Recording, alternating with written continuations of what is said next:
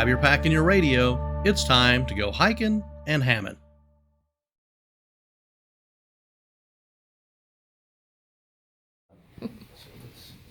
Be the worst picture of me possible.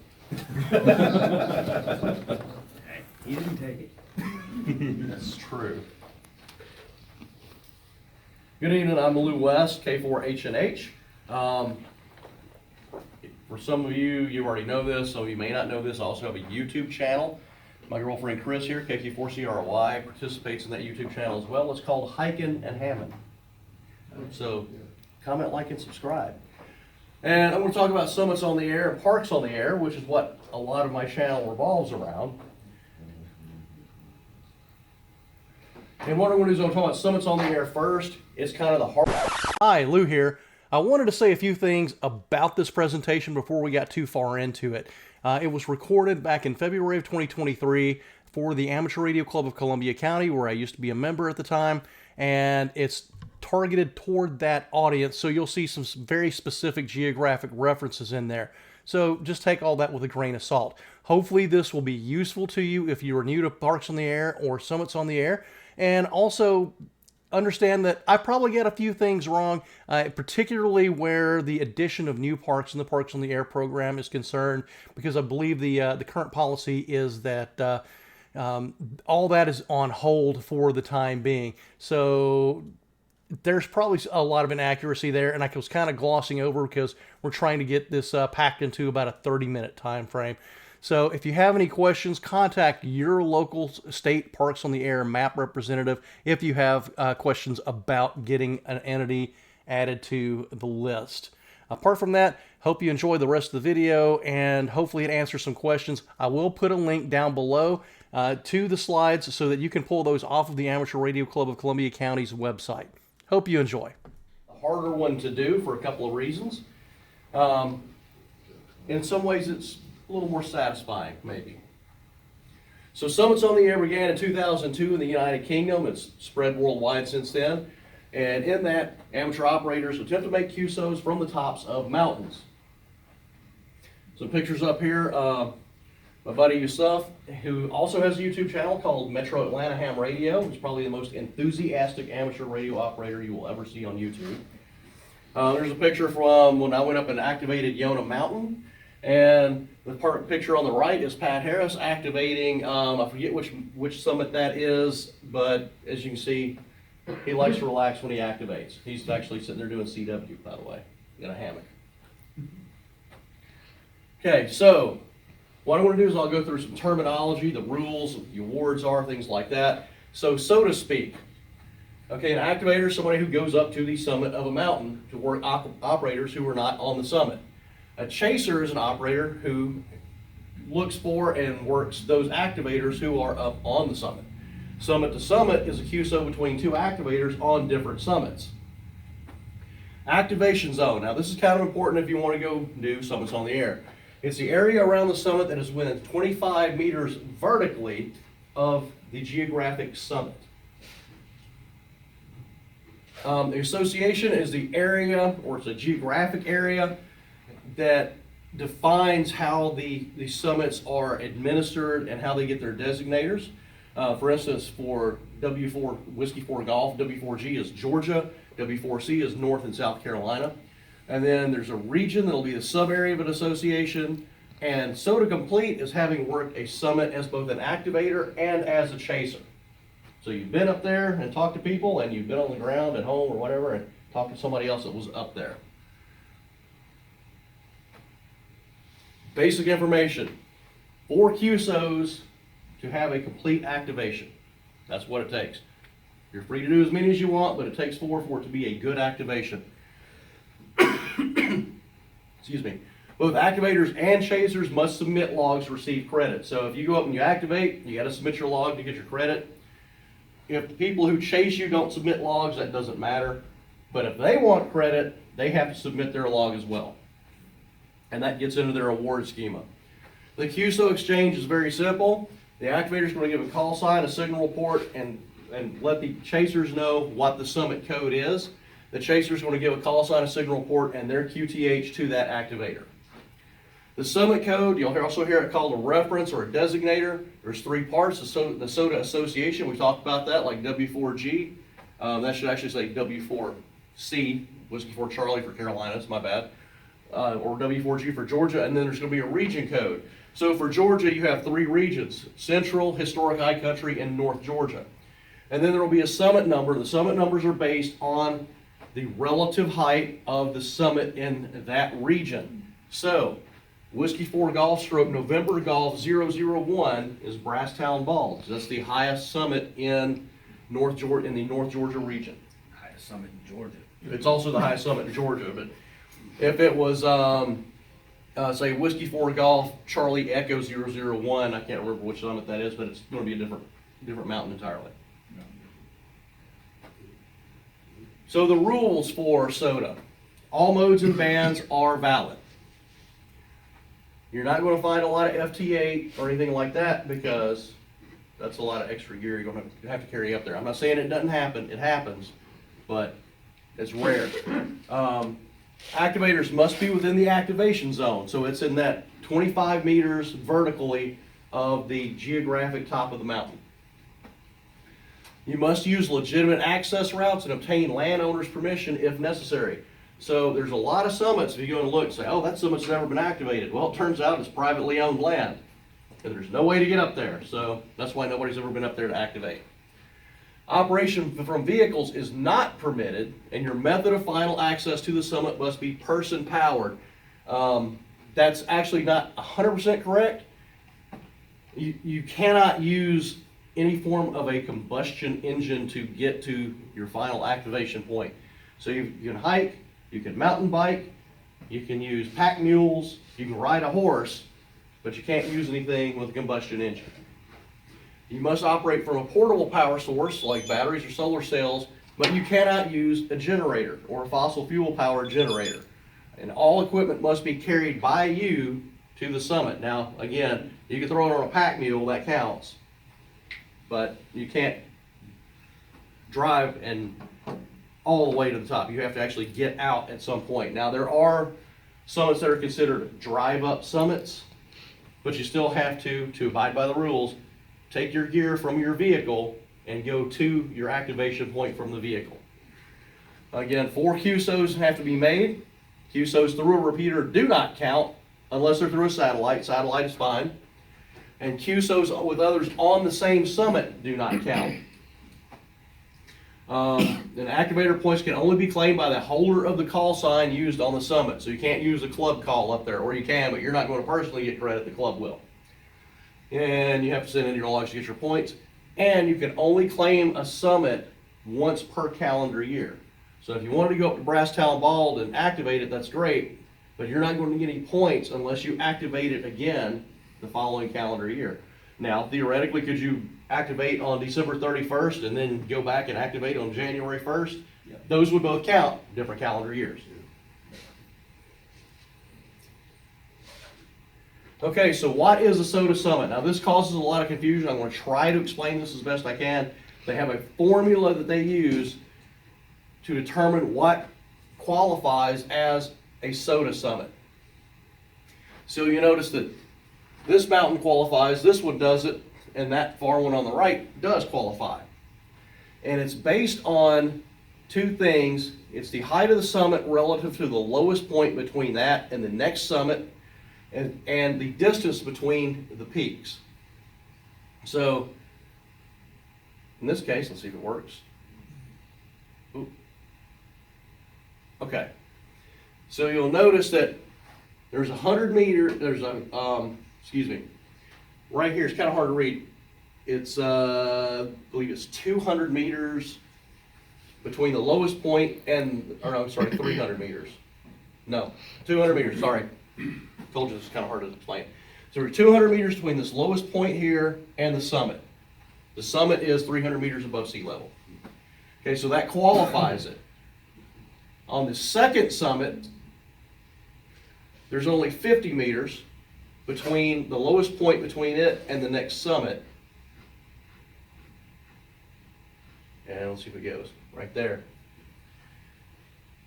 And while it does have the distance, it has to be at least 100 meters away from the other summit, the next summit over. So it meets the 100-meter criteria, but it doesn't meet the 200-meter altitude change that's necessary. Okay, so how do I find a summit? You can go to the SOTA website, which is sota.org.uk, or you can use SOTLAS, which is SOTA Atlas, is SOTL.AS. I'll give you all, they're scribbling a second there to write that down. You will find that the SOTA.org website is a little tricky to navigate. It's not very intuitive. SOTLAS seems to be a lot easier to use.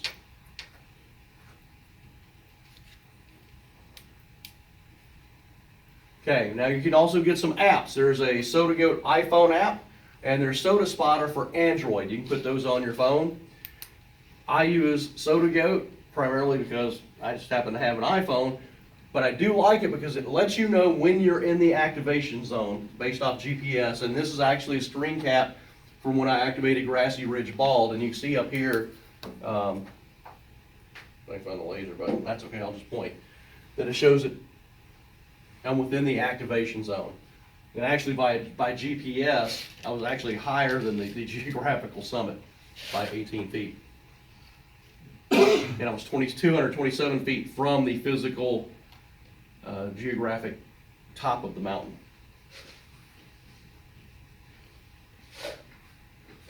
Summits near the CSRA. You'll notice Augusta, the CSRA area is kind of circled down here on the lower right. All these are summits. The darker the color, as they turn more and more red, those are the higher summits. So the deepest red ones up there are 10-point summits. And your summits are ranked from 1 point to 10 points, depending on their height and their relative location to other summits. Awards. So there are two major awards for summits on the air.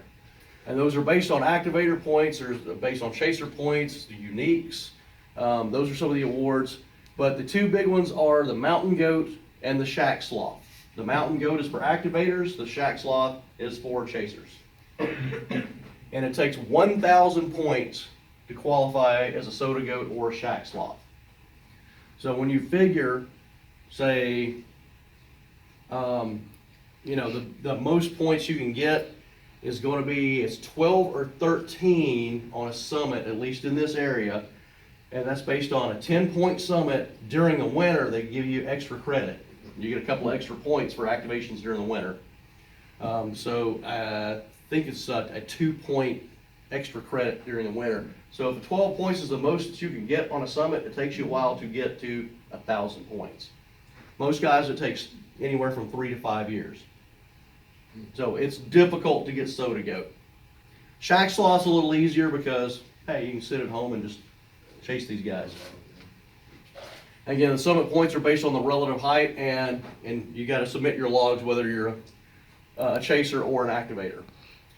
And then, like I said, there's some other ones up there just based on activator points and chaser points, uniques. Mountain Hunter Explorer is once you get to a certain number of summits activated, and then Summit Awards, and then SOTA Complete Awards, where you've worked it both as an activator and a chaser. Okay, equipment considerations. So here's what you got to think about, given that you're probably going to be hoofing it to the top of the mountain with all this stuff. Your radio, size, weight, and power are your consideration. Most SOTA activators are running QRP CW because that's the easiest thing to do, and it's getting out. Using LiFePO4 batteries because they're lightweight. They'll go up there with like a 4.5 amp hour LiFePO4, and they'll do an activation with no problems, especially doing it CW. I've done it doing sideband that way, but QRP. Antenna limitations. I've had a problem with this. I've gotten to a summit and went, oh crap, there's no trees up here for me to hang my antenna in. That's where fiberglass poles or fiberglass masts come in handy. And really all those things are old school telescopic crappie fishing poles. That's really all they are. And a lot of guys do those. They'll just go to Walmart, go to Amazon, wherever, get one of those poles and use that. In-fed half waves, dipoles, small loops, chameleon tactical delta loop is hugely popular with SOTA activators. Also, the flip side of not having trees is you might have too many trees and have limited space to get an antenna put up. And then logging, paper, electronic, doesn't matter. As long as you convert it to an ADIF file, and submit it, you're good to go. How you want to do your logging is up to you, and I'll talk about some logging programs here toward the end. Okay, parks on the air. Parks on the air has absolutely exploded in popularity. Part of it is because it's so much easier than summits on the air. Because you don't have to hike anywhere if you don't want to.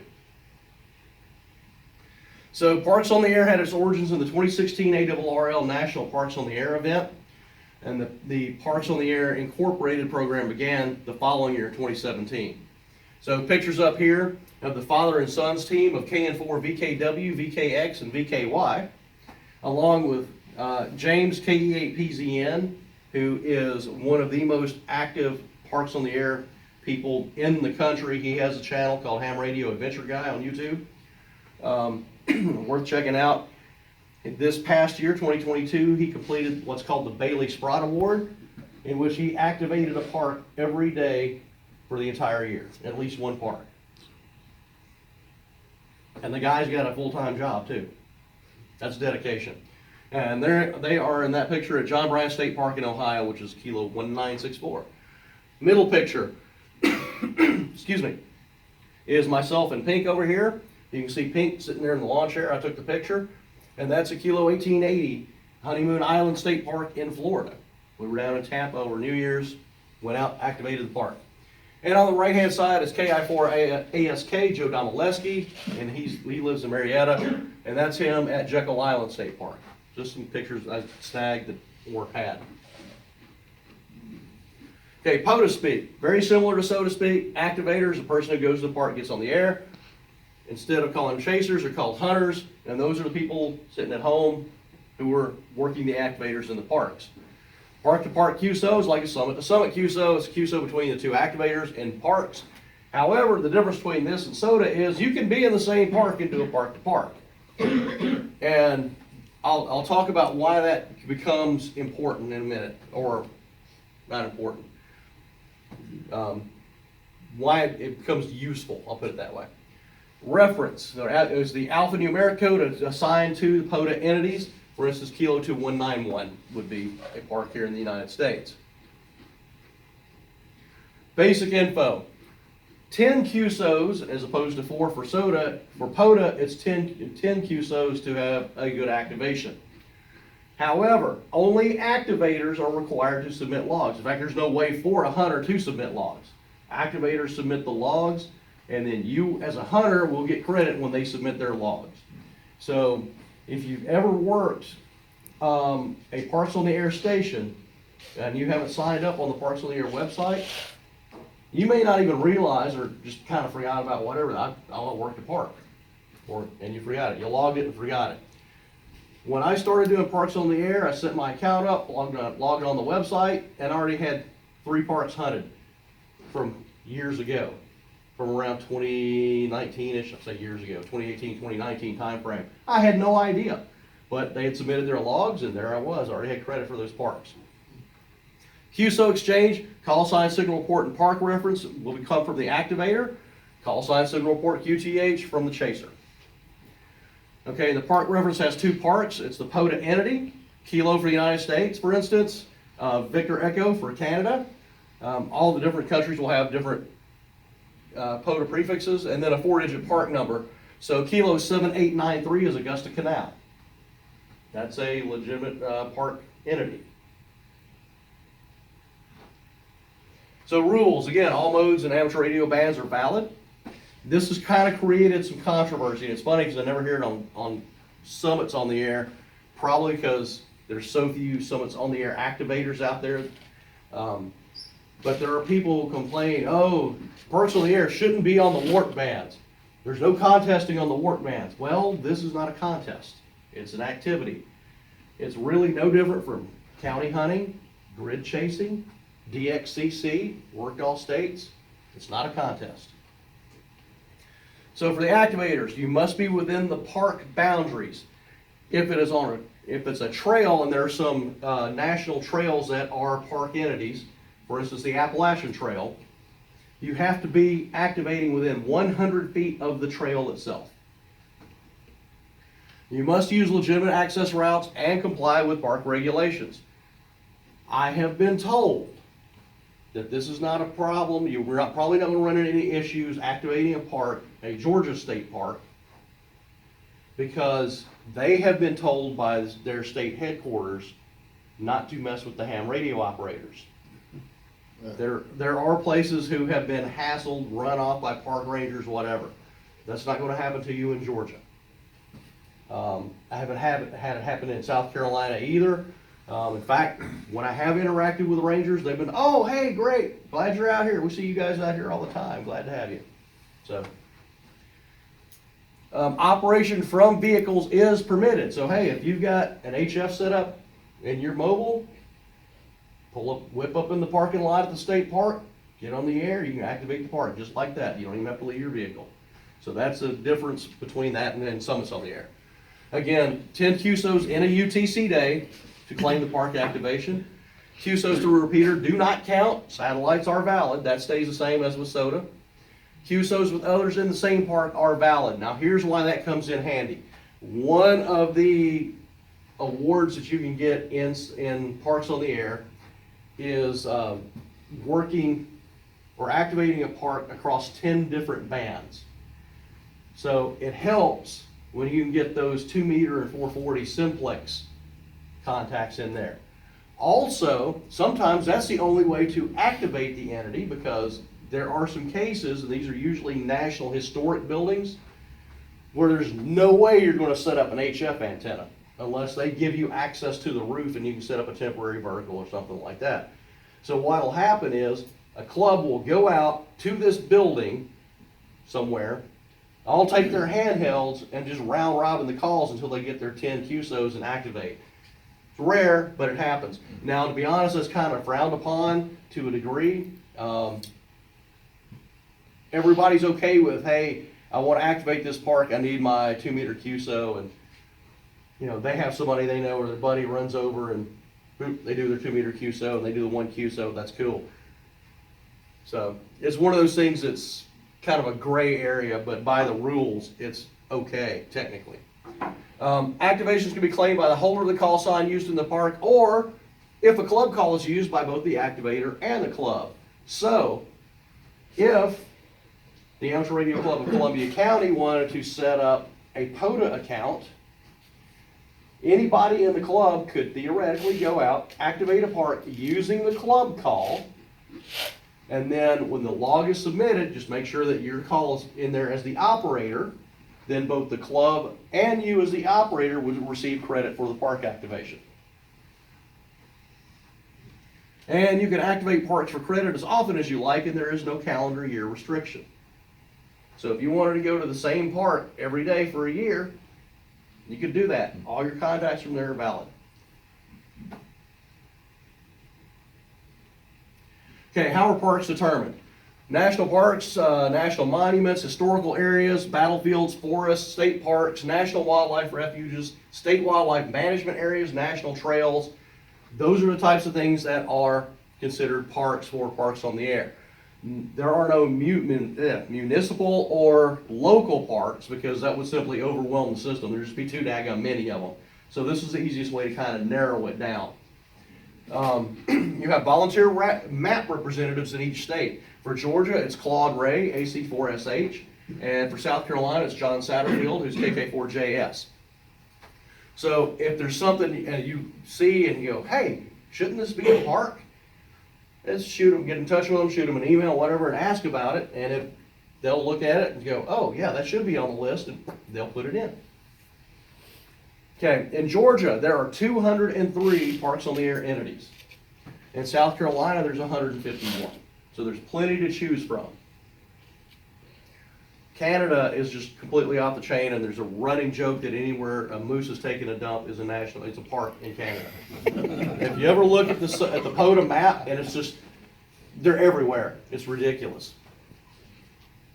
Okay, how do I find a park? Parksontheair.com or POTA.app, POTA.app. One's going to lead you to the other either way. Now, they do not have, say, like a smartphone app or anything like that. I understand that's kind of in the works, but it's not there yet, owing to the complexity of the program and just the massive amount of data that you have to deal with all the parks. But here for our area, you can see all those little yellow dots. Those are Parks on the Air entities. Easy to drive to. This one right here is obviously Augusta Canal. That one is, what's the name of it? Finnissy Swamp, yes. But it's the WMA, not the Nature Center. Don't make the mistake I did. And you activate the Nature Center and then have to call them and go, oh, yeah, pull my log because that was not a valid activation. So you have Finnissy Swamp, that's Spirit Creek down here, and then you got Keg Creek and Mistletoe State Park is up there on the lake, a couple other ones. So there's plenty of them around. Oh. There we go. Awards. POTA has a slew of awards. If you like paper chasing, this is a great way to do it. There's some of the ones that I've gotten, some of the ones Pink has gotten. Activating 20 parks. So all states is a hunter. So I've hunted at least one POTA activator in all states. They get now, to be fair, they give you DC as a wild card, and the one I don't have is Alaska. But I've got 50 of the 51, so that counts. DX Hunter. So again, POTA is also international. That particular one, which is a little outdated now, I think I'm up to 20 now, was for 15 DX entities. So I've worked those parks. For Chris, that's where we activated first week of the new year. The Warthog is for doing a rove, in which we activated 5 parks in a UTC day. And then that's her award for hunting 200 different parks. So equipment considerations, similar to SOTA, but you're not nearly as limited because you can operate from your vehicle. So you can just carry as much as you want if you're willing to do it that way. Again, size, weight, and power is still a consideration. James, KE8PZN, that was in that picture earlier, big time POTA activator, he's using an FTDX10. He's toting that thing out there with him everywhere he goes. So it comes down to how much are you willing to carry. Most POTA activators do run QRO. And it's a mix of sideband, about an even mix of sideband and CW. A lot of CW activations on POTA. Again, LiFePO4 batteries, I'm working toward getting there. For running QRO, I'm using an 891. But right now I'm lugging with me a 100 amp hour deep AGM battery. I need to get a LiFePO4 because it's significantly lighter, but hey, it works because I never have to lug it more than about 50 feet at max to get over to a picnic table. Okay, you have fewer limitations than SOTA simply because you're not having to cut your weight and size. Again, you might not have trees where you are, you may have limited space. Same kind of antennas are usually in there, collapsible fiberglass mast or portable vertical. Wolf River coils is hugely popular for parks on the air. One that's really gaining popularity, and I've got one myself, is called an Eagle One. It is a vertical, it's a collapsible vertical, works great. You can get for it a receiver mount hitch piece, slides in the receiver, pop the antenna in, plug your coax in, extend it, good to go. You just have to ground it to the frame too, that's your counterpoise. You have the option too of throwing out ground radials, but it's a lot easier to just clip it to the frame, and it comes provided with a ground strap. Clip to the frame of the vehicle, works great. Logging, paper and electronic, however you want to do it. But when we talk about logging, these are some of the software programs. Most people do use software to do their logging. That first one, Hammers, which stands for Ham Radio Software, is hugely popular. It is designed for SOTA and POTA primarily, although they have also set it up now for field day and for winter field day, so you can use it for those as well. Limitations on Hammers though. One, if you want to put it on a PC or a Mac, you can download it for free, no problem. If you want to put it on a phone or a tablet, you're going to have to pay for it, but they only charge what Apple and Google are charging them to have it in the store. The other limitation is it's not networked yet. They're trying to get to where you can consolidate all of your logs, like in the cloud, on a database, whatever, so they can all be synced up. So you don't have a couple of logs over on this computer and a couple of logs on your phone and whatnot. Man. Other ones, N1MM, most of these you're probably familiar with, N3FJP, Log4OM is another one, POTA log, and of course pencil and paper. That's all good too. And you submit your logs in ADIF format online at the applicable website, whether it's, you know, the SOTA website or the POTA website. POTA website has got a new feature as well where you can individually, you used to not be able to upload your logs in POTA. You had to send them to one of their volunteer log coordinators, and they would review your log and then input it. Now they've got it where you can just directly upload. You can also upload your contacts individually if you want to now on their site. They've really made a lot of strides in that direction. Coming up, April 1st and 2nd of this year, the Georgia Parks on the Air event. And the goal is to activate every Georgia state park. So that doesn't mean the WMAs, that doesn't mean the state forests, national forests, anything. It's just the state parks. And there's the Georgia Ham Radio Portable group on Facebook. You can get information there. And then there's the website, which is a ridiculously long URL, but it's GeorgiaStateParksOnTheAir.GoDaddySites.com. And there's all the information there, sign-up sheets, you can pick out the parks, whatever that you want to do, or park. You can see who's going to be at what parks when. So that is the goal, is to activate every Georgia state park on that weekend. I highly encourage you guys to do that. Should be a fun time. And if you've never been on the receiving end of a pile-up, I mean a real pile-up, this is a good way to experience it. And I got to give special thanks to Richard Durbin, N1RBD, because I cribbed some of the slides from him with his permission. And you can see that Richard got his SOTA goat, the North America number 170, on December 2nd, activating Mount Mitchell.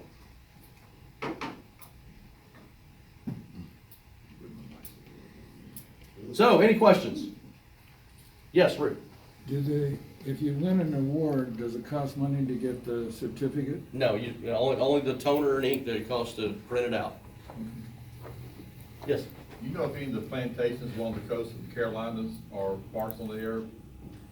Yes, Wormslow, and what's the other one? Has a funny name. Yeah, I think so. Well, I'm sure Skidaway is too. Yeah, I think That's a state Skidaway is park. too, Mhm. yeah. So some of those are, yeah. And then there's some really obscure things too. They're like national wildlife refuges down the coast that are very sought after because they're hard to activate, like Blackbeard Island National Wildlife Refuge, because the only accessibility is by boat, so it's only been activated twice. Same with like Dry Tortugas down in Florida.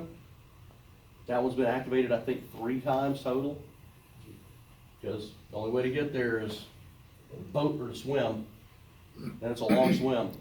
It's not good for you to swim. Yes. So the Augusta Canal one, I mean, the Augusta Canal goes for miles. Yep. So where along through there is the actual park area? So basically, and you can pull up, one of the things on the POTA site, and you can find this on the SOTA site too for the summits, there will be some, especially, and Claude is real good about it for Georgia, about adding in or people sending stuff and he'll add it in. There will be a link on there, so you pull up Augusta Canal, there'll be a link on there that takes you to the thing. And it shows the boundaries. And literally, it's from Savannah Rapids Park, which is where I've activated. Everybody activates from up there because it's just the easiest. Yes. But it literally goes all the way down to, Down to the middle of town. Probably down. yeah, it goes to 13th downtown. of I'm trying to think. It goes down past Lake Olmsted. Lake Olmsted. Yeah. Yeah, 13th a long way. I'm trying to think if that's within the heritage area. I'm not sure if it is There's or a not. facility there on the west side of 13th Street, so I The would heritage assume area from- ends at Enterprise Mill. That's, yeah. Well, okay, so But- maybe, Yeah, so it's not Maybe the a separate full length of section. the canal, but the heritage area goes a long way from Savannah River, from the headwaters down to Enterprise Mill. Yes. So if you know of a location that hasn't been identified on the POTA map, Mhm. you must reach out to that person to get that, give it a kilo identifier. Yeah, they will, By grid. yeah, they'll investigate it and determine whether it falls within the exact parameters of what constitutes a POTA entity. And then if it does, they'll like, yep, that's it, and it'll get a So how number. long how long does it take from the time you make point of contact with, what was the gentleman in Georgia? It's Claude Ray, Okay, AC4SH. and how's he email, or how did you reach out to him? Easiest thing to do is just email him, just find him on QRZ and Okay, shoot him an email. Although he shows up at a lot of ham fests and, so you send him the information, he verifies your information, going, you know, that is correct, that is eligible for activation. right. Does he contact you, since if you're the person to identify it? I'm To sure let you he'll know? let you know. Cause I've never done that. It's kind of rare for it to happen because there's so many things that are already done. I mean, do you have a place that's actually in mind that? you Yeah, know? there's like 3 or 4 within 25 miles of here that fall under that criteria cause I was just out this past Friday and I hit Clarksville WMA back to Cave Creek. Yep. And just stopping and spend about an hour in each park, activate, move on. Uh-huh. And, there's a couple other places up in that area that are, either wildlife management areas that are not identified on the POTA map. Oh, okay. And if you go to Georgia DNR and pull up the location for either the sign-in board for Mhm. WMA, stuff like that, it will give you a lat long. Okay. on Yeah, the just let Claude know. DNR site. Because honestly, having met Claude several times and knowing how he is, like I talked about Blackbeard Island being activated twice, he's one of them. One of 'em- So if you give him new places to activate, yeah, Well, you just need to be the first person to activate the park. yeah. But I'm sure he'll be like, yeah, okay, you're good to go, what's on there, it'll pop up on the map. And you can race them to get there. Now, another thing too is, if you have old logs, say you activated somewhere that is now an entity, but you operated from there before Parks on the Air ever started, you can go back and submit your log and they'll credit you for it. Yes, So when you said no combustion engines, does that mean you could take some electric up the mountain? yes. Yeah, you can. Electric bike is fine. Solar generator is fine.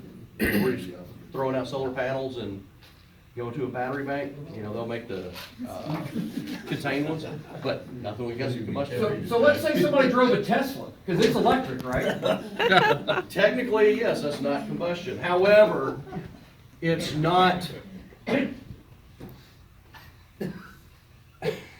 Getting there. Life is made up of gray areas. Yes, it is a gray area, but either way, you can drive it up there, but you still have to accomplish the final leg under non-mechanical power. Or no more mechanical than a pedaled bicycle. Well, they charge quite well coming down it. And plus, most of those summits, you're not gonna get a Tesla up there. You're not gonna get anything up there. There's some of them, you know, the higher ones, the more popular ones, Klingman's Dome, things like that. Yeah, you can drive, those are drive-ups. Sassafras Mountain, South Carolina is a drive-up. Price down balls, or do you have to hump to the observation? You have to hump to the observation. You can park in the parking lot, but you gotta carry your gear the rest of the way. Yona Mountain, on the other hand, yeah, you ain't driving up that bad boy. SOTA side. To the site, yeah. Any other questions? All right, thank you. Hope to see you out there. Remember, for SOTA and POTA, every day is field day.